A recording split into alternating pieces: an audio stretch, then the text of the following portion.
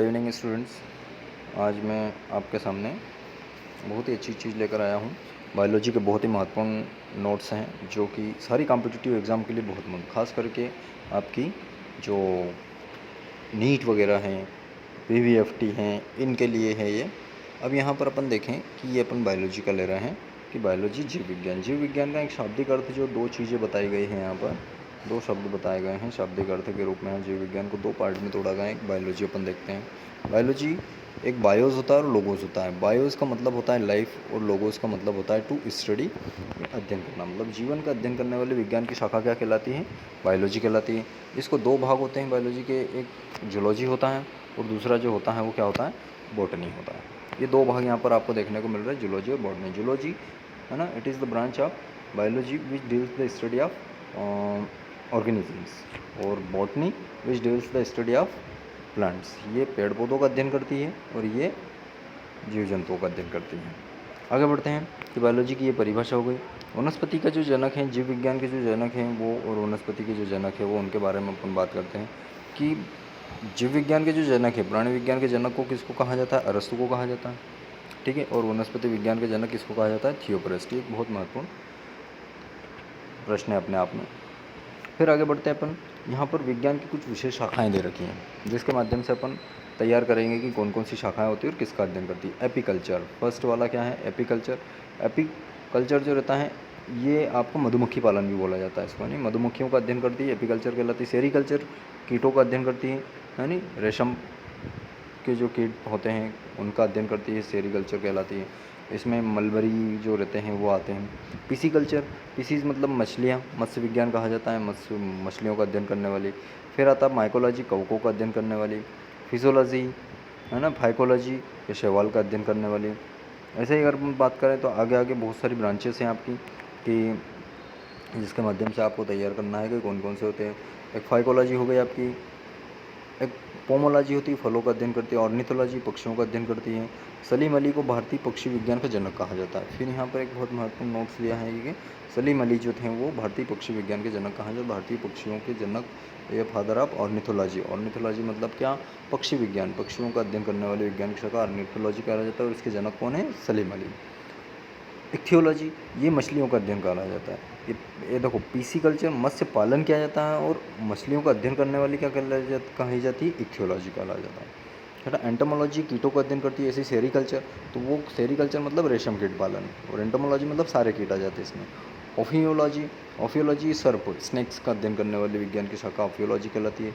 Anatomy, जंतु के विभिन्न अंगों के आंतरिक, मतलब एनाटॉमिक स्ट्रक्चर जो अपन देखते हैं, एनाटॉमी जो रहती है जंतु के आंतरिक अंगों के अध्ययन करती हैं, उसको एनाटॉमी कहा जाता है। फिर अपन ऊपर जाते हैं, दूसरा पेज लेते हैं, दूसरे पेज में आते हैं साइंस इन, ये फिर आपके साइटोलॉजी। साइटोलॉजी का मतलब ये होता है कि साइटोलॉजी मतलब साइटोप्लाज्म, साइटोप्लाज्म मतलब जीव द्रव, तो कोशिका और उसके अंदर जो विभिन्न प्रकार के अंग होते हैं उनकी संरचना का अध्ययन करने वाले विज्ञान की शाखा साइटोलॉजी कही जाती है। इकोलॉजी, ये पर्यावरण से संबंधित होती है। एम्ब्रियोलॉजी, भ्रूण का अध्ययन करती है। जेनेटिक्स, आनुवंशिकी का अध्ययन करती है। जेनेटिक्स के जनक किसको कहा जाता है? मेंडल को कहा जाता है। ठीक है, जेनेटिक्स के जनक किसको कहा जाता है? मेंडल को कहा जाता है। पेलियोंटोलॉजी, पैलेंटोलॉजी मतलब इस जीवाश्मों का अध्ययन करती है। पुराने जो जीवाश्म हैं, जैसे डायनासोर्स का पता चला अपने को, पुराने पेड़ पौधों का पता चलता है, और जीवाश्म का अध्ययन करने वाली पैलेंटोलॉजी कहलाया जाता है। फिर टैक्सोनॉमी जो वर्गीकरण का अध्ययन करते हैं, वर्गीकी के जनक जो हैं वो कौन है? कैरोलस लिनस कहलाते हैं। हिस्टोलॉजी, ये ऊतकों का अध्ययन करती है ना। एंडोक्राइनोलॉजी, ये विभिन्न प्रकार के जो हार्मोन्स होते हैं, रस होते हैं, उनका अध्ययन करती है।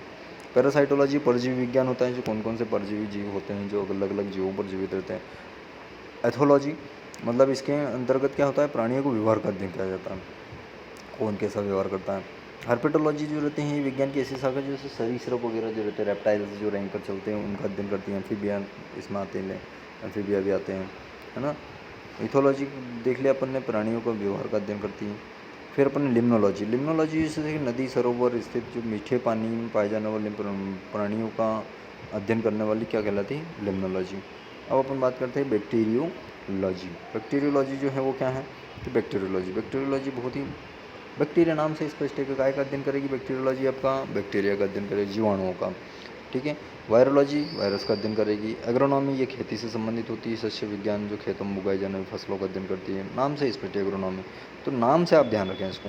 नेमाटोलॉजी, नेमाटोलॉजी जो थी कुछ गोलकृमि होते हैं बेलनाकार, जो अलग अलग प्रकार के जो गोलकृमि जैसे केचुआ वगैरह होते हैं, नेमाटोलॉजी। हाइड्रोलॉजी जल विज्ञान, जलीय जीवों का अध्ययन और जल में किस प्रकार से खेती वगैरह की जाती है वो।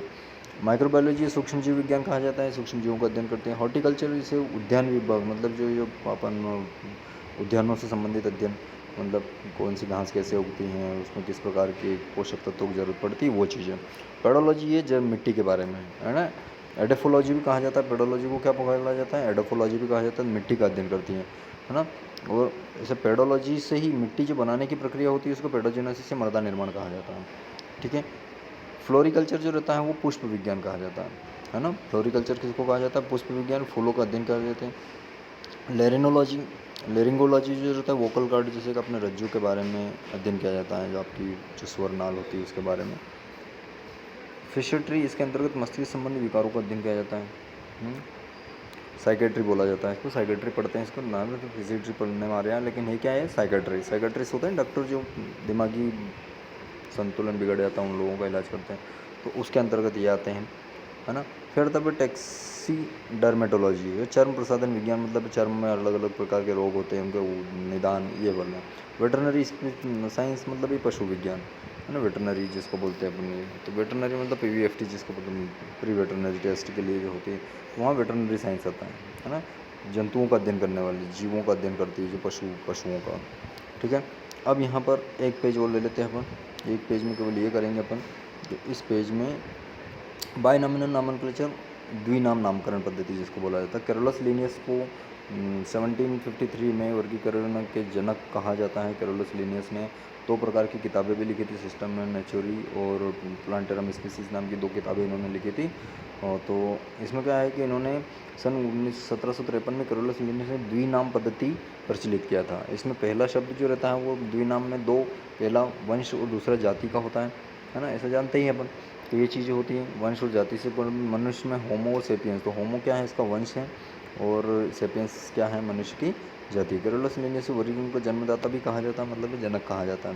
जैसे अलग अलग ये आप लोग याद रखें इनको, फ्रॉग का रना टिग्रिना, केट का फेलिस डोमेस्टिका, डॉग का कैनिस फैमिलियरिस, काऊ का बोस इंडिकस, फिर हनी बी का एपिस इंडिका भी बोला जाता है, हनी बी को एपिस मेलिफेरा भी कहा जाता है। हाउस फ्लाई को मस्का डोमेस्टिका, मैंगो को मंजिफेरा इंडिका, फिर राइस का ओराइजा सटाइवा है ना, और वीट का ट्रिटिकम एस्टिवम, पी का पाइसम सटाइवम, ग्राम का सीसर एरिटीनियम टनम, मस्टर्ड का ब्रेसिका कंप्रेस्टिस, और ओपियम का पेपेवर सोमनिफेरम। तो ये आपके जो 10-15 नाम दे रखे हैं इनको आपको अच्छे से करना है। आज की वीडियो में इतना ही, इसको अच्छे से आप नोट करें और तैयार करें, ठीक है। Thank you.